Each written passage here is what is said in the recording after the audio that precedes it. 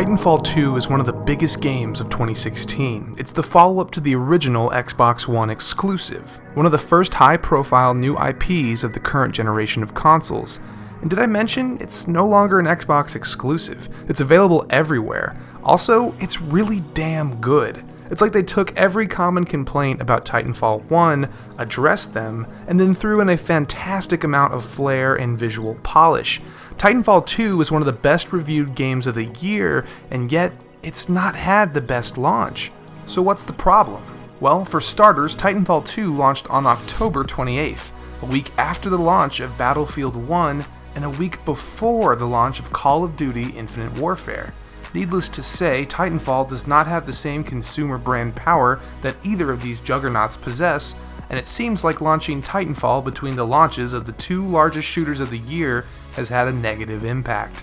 I know that seems remarkably obvious, but the launch date has had a real effect on the Titanfall community. Player counts for the PC version of the game are dangerously low for a AAA release, and because there's no crossplay on console, the PS4 and Xbox One player bases are already small enough. Throw in the competition with Battlefield or Call of Duty, and you've fractured the already splintered community, further lowering player counts, even in the launch window. You see, I've spent a lot of time with Titanfall 2 recently, and it is without a doubt one of my favorite games of 2016, and so I've set out to help convince those who've yet to play Titanfall 2 that this fast-paced thrill ride of a shooter is more than worth your time. So without further ado, let me show you why Titanfall 2 deserves more players. When it comes to single player, you might recall a bit of controversy surrounding Titanfall 1. Respawn Studios decided to forego a traditional campaign and focus solely on multiplayer, which gave us a story mode which was more or less tacked on cutscenes to standard multiplayer matches.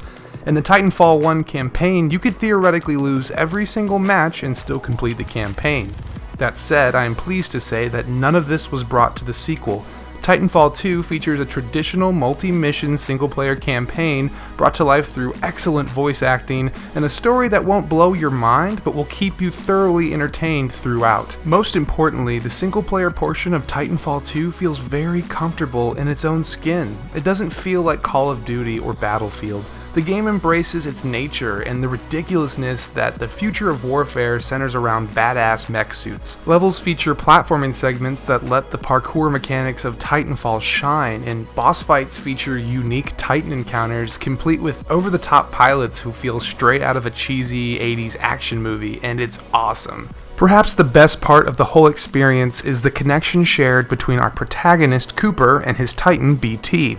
I'm not going to spoil the game for you, but trust me when I say that Respawn succeeds in creating a relationship between man and machine, and it makes the experience a bit more memorable than your standard military FPS campaign. And did I mention the entire campaign looks incredible? Even on a base PS4, I was blown away by how crisp the environments looked. And by the way, this game is running on the Source engine, and it felt incredibly well optimized. The benefits of a well-optimized game were not lost on me, and as an interesting side effect, it appears that the game's mechanics make it perfect for speedrunning, which is a great bonus. As much as I enjoyed the campaign, the truth is the main attraction here is the multiplayer. If you played Titanfall 1, you'll be instantly familiar with the feel of combat online. Maps are designed to accommodate the parkour skills of pilots on feet, while also featuring open streets and fields to allow for Titan-to-Titan combat. The primary mode is still attrition, and it returns, and it's still a blast, but Respawn also managed to include a handful of new modes to try out, with more on the way.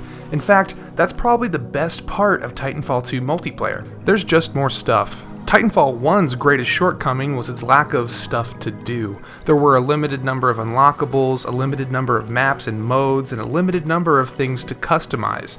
And that is no longer the case. Titanfall 2 has more of just about everything, more weapons, more unlocks for those weapons, more Titan classes, more Titan perks to unlock. If you played any Call of Duty game since Call of Duty 4, you understand how this works. The progression system is addictive and it motivates you to keep playing, and by giving players more, it succeeds where Titanfall 1 fell short. That said, my personal favorite aspect of multiplayer is how motivated I am by the game's mechanics.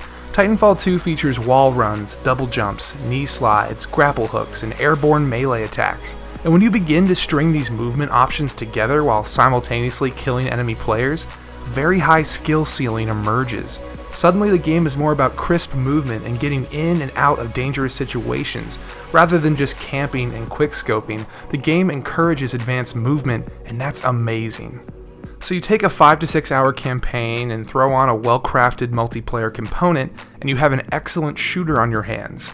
But I'm not stopping. You see, Titanfall 2 has one more bonus to give us, and that is value. Titanfall 2 has bucked the industry trend and launched with no season pass and no microtransactions, meaning all post-launch DLC will be free on all platforms for all players. In contrast, Battlefield 1 and Call of Duty Infinite Warfare carry price tags of $120 USD to get the complete edition of the game, which represents twice the cost of Titanfall Complete. In today's games industry, where season passes and microtransactions are the norm, I can get behind a game like Titanfall, which only requires us to buy in at launch and continue playing down the road.